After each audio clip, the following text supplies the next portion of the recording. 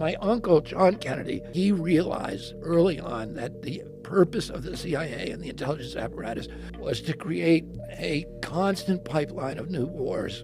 Eisenhower, who was the outgoing president, gave what is probably the most important speech in American history, which was, where he warned against the military-industrial complex. I was at my uncle's inauguration. I was in Washington that day, a 6-year-old boy. And 2 months later, the military and intelligence came to him and said, we got to invade Cuba. And he was like, I'm not going to Cuba, and I'm not going to let the military. And they said, well, we got all these Cubans trained, and they're going to go attack Castro. And he said, well, the U.S. government can't be doing that. I don't like what Castro's doing down there, but it's not the United States' job to dictate what kind of governments other countries have. That, as soon as they land, there's going to be a big revolution. Everybody's going to rise up, and they're going to overthrow Castro. And he said, well, you can't use the U.S. military. And they ended up bringing those guys over. And in the middle of it, in the night, they came to him and said, they're getting wiped out on the beach, and you need to send in the military and invade. And he said, we're not going to do it. He stepped out of that meeting, and he realized they had been lying to him and trying to trick him.